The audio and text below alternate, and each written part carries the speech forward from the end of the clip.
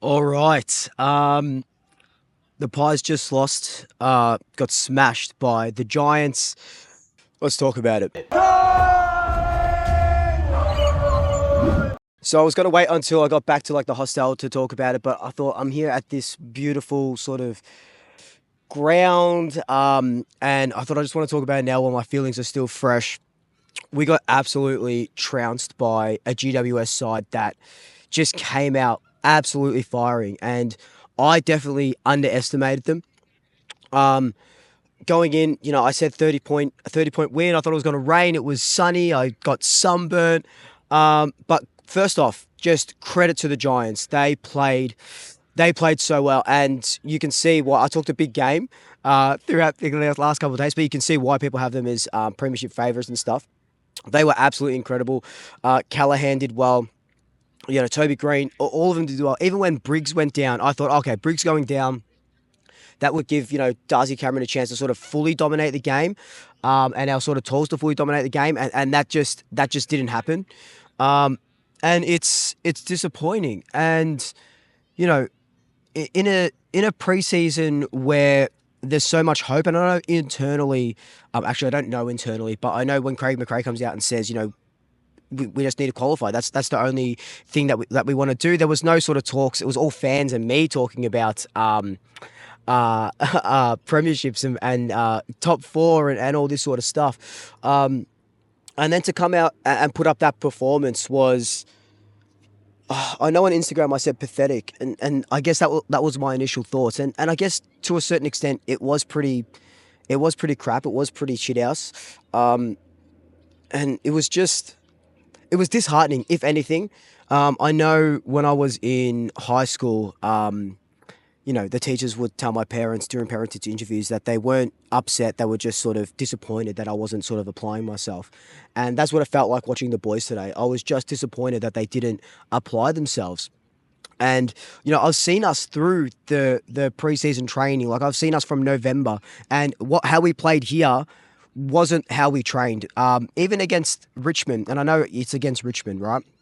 But we just moved the ball quicker, faster, with purpose. We didn't do any of that. Even when we had possession, even when we could move it with purpose, we weren't moving it with purpose. And I think that's what hurts like the most.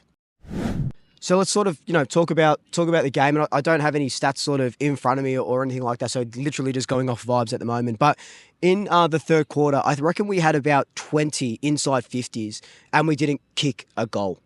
Now, when we go inside 50, right, we have those three M's, right? We've been talking about the three big M's and they didn't fire.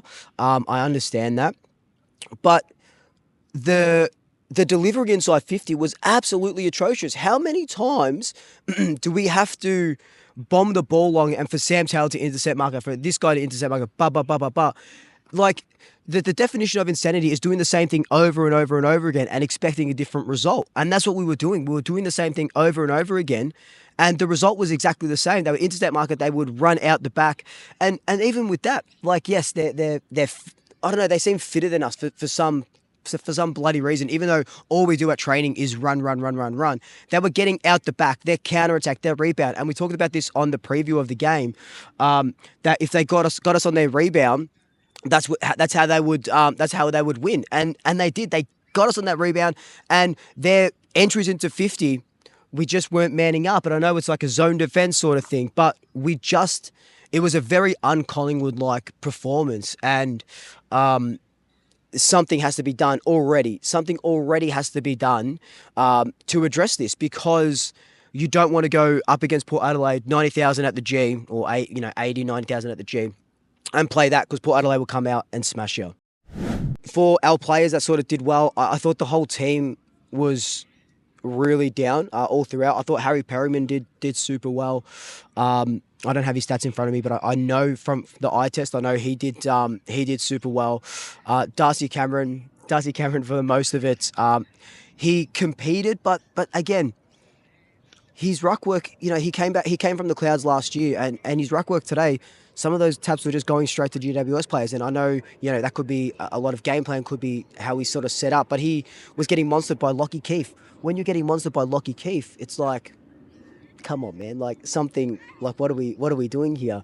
Josh Dacus off the halfback line. I think he'd do well with Dan Houston. You know, we trained all preseason with Dan Houston, and now he doesn't play that game. So that's pretty annoying. But he'll come back. He'll come back next season.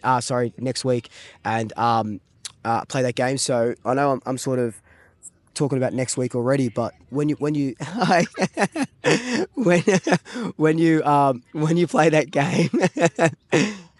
Hello. You want to talk about the game? Yeah. Come. All right. Tell me. Oh, hang on. All right. So what I'm doing now is I'm doing the review of the game, right? So I want you to give me your review of the game. Didn't score that much goals. Yeah. Why do you think we lost by 50 points though? Couldn't kick straight. Couldn't kick straight. We couldn't really we weren't really passing. We were just trying to hog it. Yeah. That's probably all. What about you? We got tackled so much. Yeah. And who do you reckon played the best for Collingwood, even though we lost by 50 points? Probably Darcy, Nick. Yeah. Darcy or Nick, maybe Checkers. Yeah. I don't know. You don't know? There wasn't really anyone that played super well, right? And are you worried about the rest of the season? Yes. You're worried about the rest of the season, Yeah. even though this is just one game? After that game, yeah, I'm nervous because now I'm versing his team. Port Adelaide. So how do you reckon we're going to go against Port Adelaide? Smash. Smashed? We got to keep that win streak alive against Port Yeah, we Adelaide. do. And how do you reckon we're going to go against Port Adelaide? Good. Good. Yeah. Done. Thanks, guys. I appreciate it. So you can see yourselves on YouTube later, all right? So you heard it here first. That was really cool. That's a nice little addition to the preview when you're doing it live from the ground. If I was to put a positive spin on this, and that's exactly what I've been trying to do with Swoop for the last 6 years, is this is the bottom rung of the ladder, right? You can't get any worse than that. You can't get any lower than that, okay? So this is our base now. That's our base. That's the worst that we've played. That's our base. And you can take a lot of learnings out of that and to get better for the rest of the season. And this is only the first game of the season. There's still 24 games left. But so the one thing you don't want to do is keep playing like that because you don't want to prove everyone right and have them say, we told you so, we told you.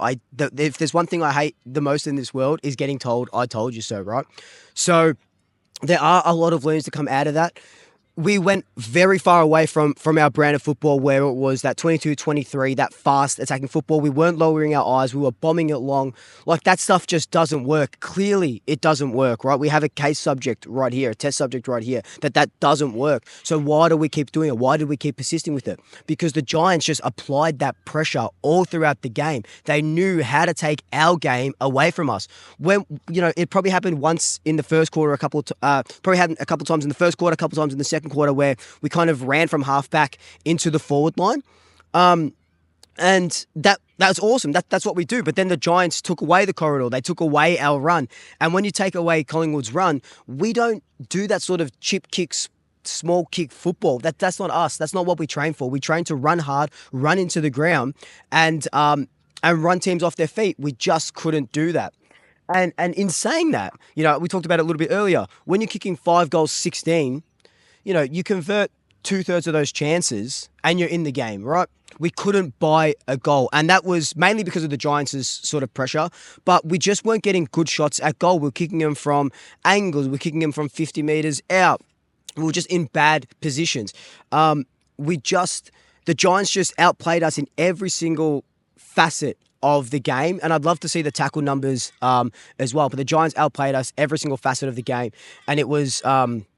Look, it was shit house. Look, I'm not going to sugarcoat it, and I know I said to put a positive spin on it, and I did, but it was absolutely shit house. It was absolutely shocking.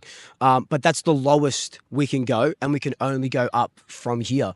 There was a lot of players that lowered their numbers, and I don't know if I said it on I said it on my Instagram live. Reece McGuinness, he didn't have the best game, but he needs 5 or 6 games. I've said this in multiple videos where 5 or 6 games in the back line to sort of, gel with the team a little bit more against good opposition, not just against his own club. So give him time. Nick Dacos, like how many players were cramping up? Nick Dacos with that cramp. I think I love Fly, but not subbing out Nick Dacos. And I know they subbed out Will Hoskin-Elliott because he had that a stiff lower back. So I understand that. But not even just leave Nick Dacos on the bench or something in that last quarter because he just couldn't run. We were playing with like 17 men out there. He just couldn't run. He just couldn't do what Nick Dacos does. And credit to the Giants, they nullified any sort of Nick Dacos masterclass. But we're going to have to expect that for the rest of the year. Look, all in all, I think it was a terrible game by the Pies, a great game by the Giants, but there are a lot of learnings to come out of this.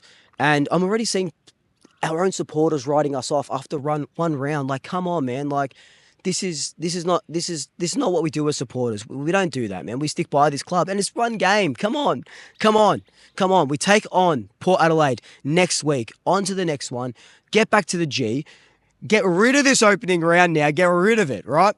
Take on the Power. Let me know your thoughts down below. As always, merch is all available. The hats I'm wearing. Oh, you can't really see it. I'm wearing one of the tops. Underneath, merch is all available. The best way to support the channel.